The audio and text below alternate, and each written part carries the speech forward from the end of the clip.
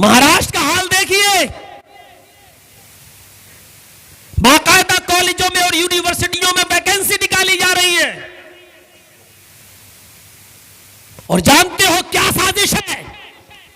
वो साजिश ये है कि जब मुसलमान लड़का उन कॉलेजों में उन वैकेंसी को देखता कि वैकेंसी खाली है जाता है, तो कहा जाता है लड़कों के लिए फुल हो गई है, लड़कियों के लिए खुली हुई है। बाकायदा मुसलमान लड़कियों को उन कॉलेजों में, उन स्कूलों में एडमिट किया जा रहा है, खाली वैकेंसी दी जा रही है। और फिर कॉलेजों का माहौल और यूनिवर्सिटियों का जो माहौल है वो हमारे सामने है। एक ही साथ एक ही बेंच पर जब जवान लड़का और लड़की पढ़ते हैं तो लड़की ये नहीं देखती है किस धर्म का है, लड़का ये नहीं देखता कि किस धर्म का है। और महाराष्ट्र के अंदर कितनी मुसलमान लड़कियां हैं जो आज कोर्ट में एप्लीकेशन दे चुकी हैं, गैर मुसलमानों के साथ, गैर मुस्लिमों के साथ मुझे निकाह करना है, एप्लीकेशन दे चुकी हैं। अब वहां क्या सिस्टम चल रहा है? उनके माँ बाप को मनाया जा रहा है, उनको कहा जा रहा है कि लड़कियों को ले जाओ, हवाले कर रहे हो, ले जाओ, हम नहीं चाहते कि आप बदनाम हो। लेकिन लड़कियां जाने के लिए तैयार नहीं है, फिर वो कोर्ट मैरिज कर रही हैं और जाहिर है कि वो अब अपने घर जाने के लिए तैयार नहीं है। वो ये कह रहे हैं हमने तो माँ बाप को इत्तला दे दी है, लेकिन माँ बाप अब लड़कियां ही तैयार नहीं है तो हम क्या करें। और लड़कियां ये कहकर आजादी हासिल कर लेती है कि मेरी उम्र 18 के ऊपर हो चुकी है, मैं अपनी मर्जी की मालिक हूं, मैं रहूंगी तो इन्हीं के साथ रहूंगी। पढ़िए एक खानकाह के आलिम का कितना अच्छा मकाला सामने आया है। महाराष्ट्र का यह हाल हो रहा है, बंबई, पूरे महाराष्ट्र का। हम नहीं जानते आपके बंगाल का माहौल क्या है, लेकिन इतना तो हम जानते ही हैं कि कॉलेजेस यहां पर भी हैं और को एजुकेशन इधर भी है, लड़के और लड़कियां एक साथ इधर भी पढ़ते हैं, इतना मुझे मालूम है। और कलिया चक उसमें बहुत मशहूर भी है। हाई स्कूल, इंटर, उसके बाद बीए की कोचिंग एक साथ। और बुर्के का और नकाब का हाल तो आप जानते ही हैं, पर्दा कितना है हमारे यहाँ, ये सब मालूम है। 22 साल का जमाना कोई कम जमाना नहीं होता। 22 साल की मुद्दत से मैं यहां आ रहा हूं, 22 साल से कंटिन्यू। लेकिन 22 साल के अंदर मैंने 10% भी अमल होते हुए नहीं देखा कि बुर्के के मैदान में और पर्दे के मैदान में।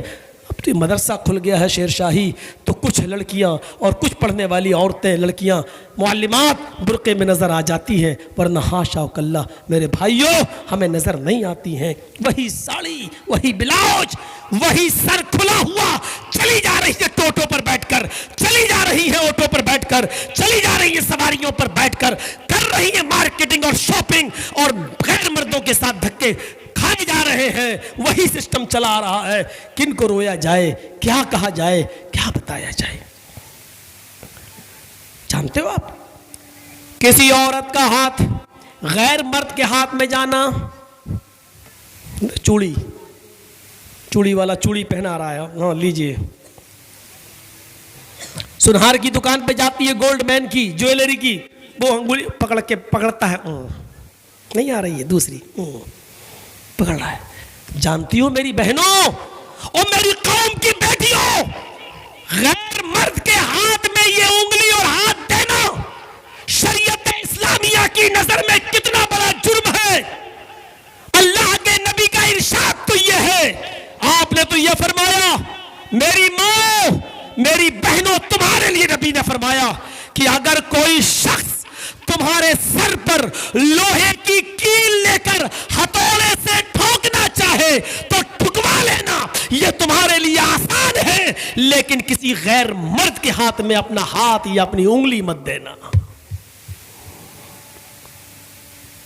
हदीस तो यह कहती है हमें, नबी का फरमान तो यह कहता है हमें, गैर मर्द के हाथ में उंगली नहीं दी जा सकती, गैर मर्द के हाथ से हाथ नहीं मिलाया जा सकता। तुम तो गैर मर्दों को बॉयफ्रेंड को अपने फोन पे बुला के अपना जिस्म सौंप देती हो। उंगली देना जब इतना बड़ा जुर्म है, हाथ मिलाना जब इतना बड़ा जुर्म है, तो उनके साथ रिश्ते कायम करके जिस्मानी ताल्लुक कायम करना कितना बड़ा गुनाह होगा। उस वाक़े को उठाओ। वो नौजवान आया, नबी के पास आता और कहता मैं इस्लाम लाना चाहता हूं। खुश हो गए अल्लाह के रसूल। बोलिए। उसने कलमा पढ़ा, अशहदु अल्ला इलाहा इल्लल्लाह व अशहदु अन्ना मुहम्मदन अब्दुहु व रसूलुहु। अल्लाह के नबी खुश हो गए, इस्लाम लाया। लेकिन अभी इस्लाम ही लाया है, इस्लाम की तालीम से वाकिफ नहीं था। बैठ गया। अल्लाह के नबी ने कहा कुछ और क्या चाहते हो? कहता अल्लाह के रसूल एक लड़की से दोस्ती है, उससे जिना करना चाहता हूं। इस्लाम लाया, सुनन बैहकी पढ़िए।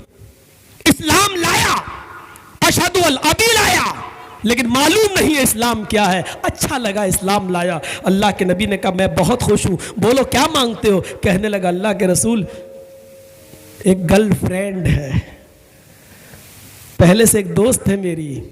अच्छा, जीएफ यही बोला जाता है ना शॉर्टकट में। हाँ, तो इजाजत दीजिए उससे जिना करूं। सहाबा का मारूंगा भी थप्पड़, क्या कह रहा? लेकिन अल्लाह के रसूल ने कहा मिजाज समझते थे अल्लाह के रसूल, इसको कैसे समझाया जाए। ये हुनर जिसने सीख लिया वो सबसे बड़ा दावत देने वाला। पब्लिक का मिजाज समझ के बोलो, अवाम क्या समझना चाहती है उसके मिजाज के हिसाब से बोलो। ये सबसे बड़ी कला होती है। और जिस मौलवी ने पब्लिक के मिजाज को समझकर बोलना शुरू कर दिया, उससे बड़ा मौलवी कोई नहीं। अल्लाह के रसूल से बड़ा कोई मौलाना हो सकता है? जिना की इजाजत मांग रहा है वो। किससे मांग रहा है? सबसे बड़ी हस्ती से। ये देखिए आप, जिना की इजाजत किससे मांग रहा है? दुनिया की, वर्ल्ड की सबसे बड़ी हस्ती से। और इजाजत किस चीज की मांग रहा है? दुनिया के सबसे बड़े गंदे काम की। दोनों चीजों पर गौर करो। काम सबसे गंदा और इजाजत किससे मांगी जा रही है? सबसे अच्छे इंसान से। अल्लाह के रसूल, साहबा कहते हैं जैसे कोई मेरे सामने बीड़ी पिए चला आ रहा तो दूसरा आदमी कहता है हट मौलाना आ रहा है, ओह अच्छा अदब। तो जैसी उसने कहा मुझे जिना की इजाजत दीजिए, साहबा कहते हट क्या कर, हट चुप। अल्लाह के रसूल ने साहबा का इशारा देखा कि ना ना ना ना ना ना, बोलो क्या कह रहे हो जी, क्या अभी क्या बोले? अल्लाह के रसूल जिना करना चाहता हूं। नहीं जानता जिना कितना बड़ा जुर्म है इस्लाम में। अच्छा, जिना करना चाहता, इधर आओ। करीब बिठाया, अपने पास बिठाया, बैठो। आप बिठाएंगे?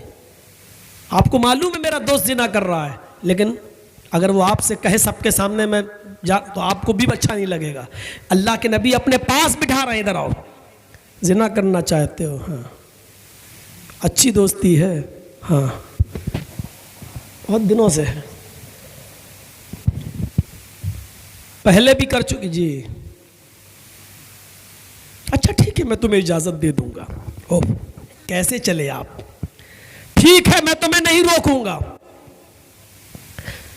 लेकिन जो काम तुम अपनी दोस्त, अपनी उस गर्लफ्रेंड के साथ करना चाहते हो, इस काम की मैं तुम्हें इजाजत देता हूं। जाओ, ये काम पहले तुम अपनी मां के साथ करो। है? रास्ता क्या अपनाया समझाने का? अपनी मां के साथ ये काम करोगे और दूसरों की मां, बहन, बेटियों पर गलत नजरें डालने वालों सुनो, हम तुम्हें तुम्हारे नबी का तरीका बतला रहे हैं। दूसरों की मां, बहन, बेटियों के साथ कपड़े उतारने वालों, उनके बिस्तरों पर सोने वालों सुनो, अल्लाह के नबी ने क्या कहा? अपनी मां के साथ करो। सर झुक गया। आपने कहा क्या हुआ? अल्लाह के रसूल माँ के साथ कौन कैसे करेगा ये काम? आपने कहा हाँ, कोई भी शरीफ इंसान अपनी माँ के साथ ये काम नहीं कर सकता। अच्छा चलो, माँ के साथ ना करो, छोड़ो, अपनी बहन के साथ करो। एक और जूता, लेकिन कॉटन में लपेट कर। मां के साथ नहीं, छोड़ो, नहीं करेगा, कोई शरीफ आदमी नहीं, बहन के साथ जाओ कर लो। अब दूसरी बार कहने लगा फिदा का अबी व उम्मी या रसूल अल्लाह, आए अल्लाह के नबी मेरे माँ बाप आप पर कुर्बान, क्या कोई अपनी बहन के साथ ऐसा करेगा? आपने कहा ओ, कोई शरीफ आदमी अपनी बहन के साथ भी नहीं कर सकता। अच्छा ठीक है, अपनी बेटी के साथ? कहने लगा आप क्या बात कर रहे हैं अल्लाह के नबी, कोई अपनी बेटी के साथ भी नहीं कर सकता? आपने कहा हाँ, कोई शरीफ आदमी नहीं कर सकता।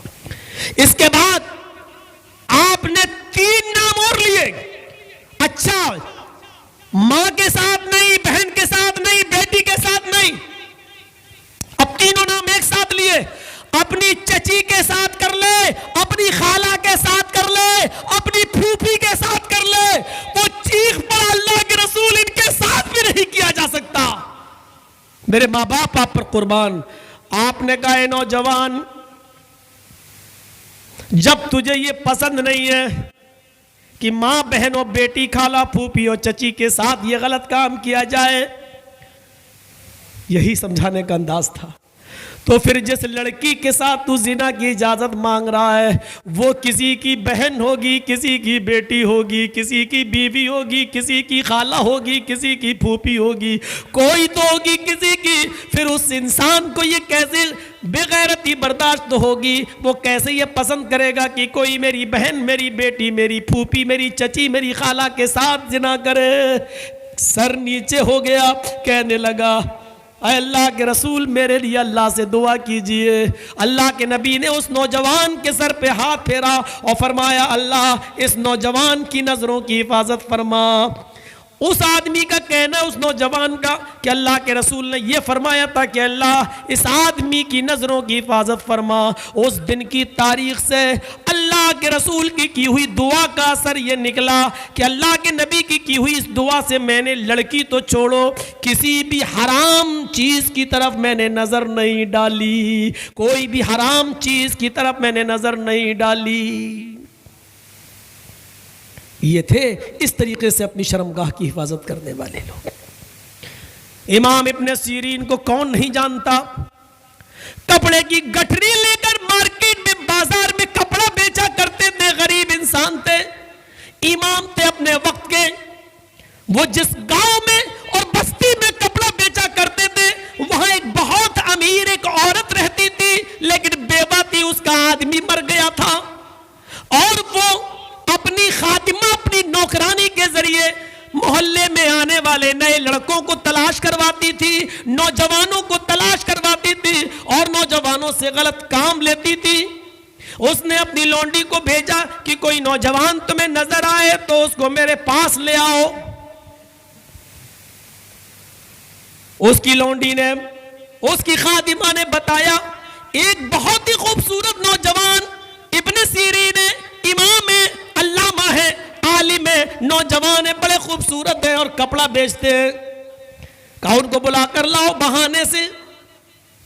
ये खादिमा उनके इंतजार में बैठती है। इब्ने सीरीन जब कपड़ा बेचने के लिए कपड़े की गठरी अपने कांधे पे लाद के ले जाते हैं, ये लौंडी कहती है नौकरानी मेरी मालिकन आपको बुला रही है, आपसे कुछ कपड़ा खरीदना चाहती है। कहा चलिए चले। दरवाजे पर खादिमा रुक गई, आप अंदर जाइए। अंदर गए तो एक दरवाजा खुला, आवाज आती है अंदर से, एक और दरवाजे के अंदर आइए।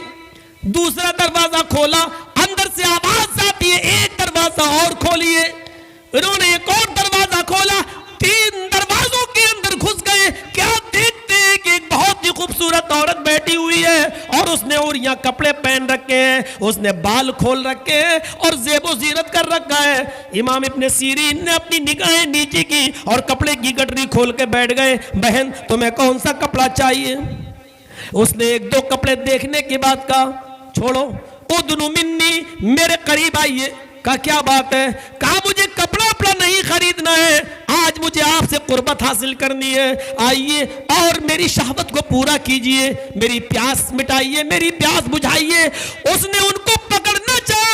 इमाम इब्न सीरीन ने बहुत खुश इल्हान आवाज में कुरान की तिलावत की और उस औरत को जिना के ऐब से बाखबर किया और अल्लाह के यहाँ जिना के आजाब को से बताया कि जहन्नम में ये सजा, कब्र में ये आजाब, पूरा वाकया, पूरा मंजर उस औरत के सामने पेश किया। लेकिन वो टस से मस न हुई, उसके ऊपर कोई असर न हुआ। जब शैतान किसी पर सवार हो जाए तो वो कुरान और हदीस भी बहुत जल्दी असर नहीं करती है। मेरे भाइयों, उस औरत के ऊपर ऐसा भूत सवार है कि वो कल जबरदस्ती पकड़ने लगी। अल्लाह ताला ने इमाम इब्न सीरीन के दिमाग में एक तरतीब डाली। इन्होंने कहा अच्छा ठीक है, तुम मुझसे कुर्बत चाहती हो जी, लेकिन मुझे तो इस वक्त बहुत सख्त लैट्रिन लग रही है, क़ज़ाए हाजत की ज़रूरत है, बहुत सख्त मुझे ज़रूरत है। उसने कहा तो ये लैट्रिन यहाँ बनी हुई है, चले जाओ। कहा ठीक है, कपड़े की गठरी वहीं रखी और वो लैट्रिन के अंदर चले गए। लैट्रिन तो लग नहीं रही थी। अब वो लैट्रिन के अंदर से रास्ता देखने लगे कि ये नाली कहाँ जा रही है। वो नाली लैट्रिन से होते हुए किचन में और बावर्ची खाने से होते हुए बाहर की तरफ आई। उन्होंने उस नाली के पास बैठकर नाली की कीचड़ को, जो खाप होती है काली काली, नाली की कीचड़ को उठाकर उन्होंने मल लिया अपने कपड़ों पर, और वो नाली की कीचड़ दोबारा उठा के मल लिया अपने चेहरे पर, दाढ़ी पर, और हाथ पैर में भिगो के आए। कहते चला अब आप मिल मुझसे, मेरे करीब आएगी, मेरे साथ सोएगी, इधर आ। वो कहती है हट, हट, ये क्या, हट, ये क्या। उन्होंने जल्दी से कपड़े की गठरी उठाई और भागे वहां से। फखारा जहारिबन, भागते हुए निकले और जल्दी से दरवाजे खोले और बाहर निकल गए। और निकलते ही सीधे अपने घर पे आए, कुएं पानी निकाला, धोई। बीवी कहती ये क्या? पूरा वाकया सुनाया अपनी बीवी को। उसने अल्लाह का शुक्र किया, अल्लाह का शुक्र है कि उसने चुड़ैल से तुम्हें बचा लिया। सीना का दरवाज़ा करीब, खूबसूरत औरत करीब, कपड़े बेचने की भी ज़रूरत नहीं पड़ती, इतना दे देती उनको, इतना दे देती कि वो ज़िंदगी भर बैठकर खाते, मेहनत ही नहीं करना पड़ती, आज से कपड़ा भी नहीं बेचना पड़ता, लेकिन मेहनत की कमाई करना पसंद है। खूबसूरत औरत मौजूद है, ये खुद हसीन और जमील है, लेकिन इन्होंने बाजू नसीहत की, डराया, नहीं मानी, तो अपने जिस्म पर उन्होंने खाप मल ली, कीचड़ मल ली, नाली की गंदगी को अपने कपड़ों पे मल के अपने चेहरे पे मल लिया। उस औरत को इनसे एलर्जी हो गई, हट ये क्या, और भागे, कपड़ा उठाकर चले आए सीधे अपने घर और अल्लाह का शुक्र अदा किया। मेरे भाइयों, आज के यहाँ, आज के इस दौर में ऐसे नौजवान कहाँ मिलेंगे?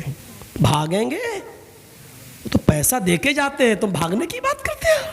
मौलाना भागेंगे, भागना तो छोड़ो, वो तो पैसा देकर भी जिस्म हासिल करने के लिए तैयार है। और कौन है?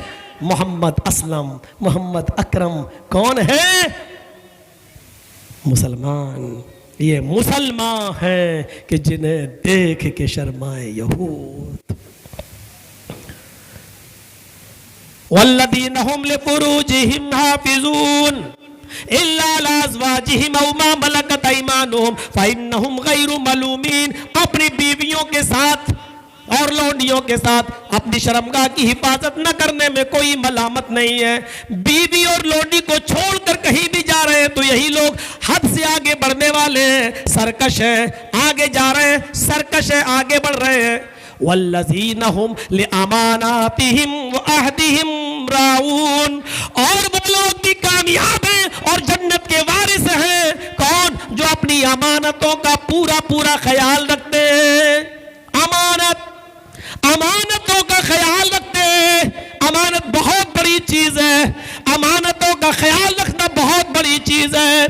किसी की अमानत हो उसको फौरन वापस कर दिया जाए, इस अमानत में खयानत नहीं होनी चाहिए। मक्के में एक शख्स रहता था यूसुफ नाम का। उसने मक्के के किसी आदमी को 1000 दिरहम कर्ज दिया था। यूसुफ ने किसी आदमी को 1000 रुपए का कर्ज दिया था, ये ले लो। कर्ज मिलने की उम्मीद नहीं है, वो आदमी गरीब से गरीब होता चला गया, कर्ज मिलने की उम्मीद नहीं। जिस आदमी ने कर्ज दिया था 1000 दिरहम, इस आदमी को उस आदमी की 1000 दिरहम की कोई चीज दूसरे आदमी से वसूल हो गई। एक दूसरे आदमी के पास उसकी एक चीज रखी थी 1000 दिरहम की, वो इसको मिल गई। यह आदमी उस चीज को लेकर मक्के के आलिम के पास गया। सुनो मसला, ये आलिम, ये यूसुफ उस आलिम के पास गया और कहने लगा, एक आदमी के ऊपर मेरा 1000 कर्ज दिरहम उधार कर्ज था, बज़ाहिर उसके देने की हमें उम्मीद नहीं है कि वो मुझे देगा, लेकिन दूसरे आदमी से उसकी 1000 दिरहम की चीज मुझे मिल गई, क्या मैं इसे अपने पास रख सकता हूं? 1000 दिरहम उसके एवज ये मेरे पास आ जाएंगे, मेरी चीज नहीं मिली लेकिन 1000 की ये चीज हमें मिल जाएगी। इस आदमी ने जो फतवा दिया वो सुनो, फरमाया नहीं, ये उसकी अमानत है, ये तुम्हें उसको वापस करना पड़ेगा।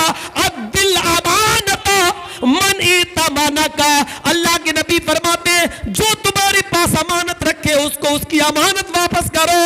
वला तखुन मन खानक, और उसके साथ खयानत मत करो जिसने तुम्हारे साथ खयानत की है, ये तुम्हें वापस करना पड़ेगा, ये तुम्हारा नहीं है, ये उसकी अमानत है, ये अमानत तुम्हें देना पड़ेगी। अब उसने तुम्हारा पैसा नहीं दिया या तुम्हारे दिरहम नहीं दे रहा है तो तुम वैसा नहीं कर सकते हो उसके साथ जैसा उसने तुम्हारे साथ किया है, उसका गुनाह अल्लाह उसको देगा, लेकिन तुम अगर उसकी अमानत को अपने पास रखोगे तो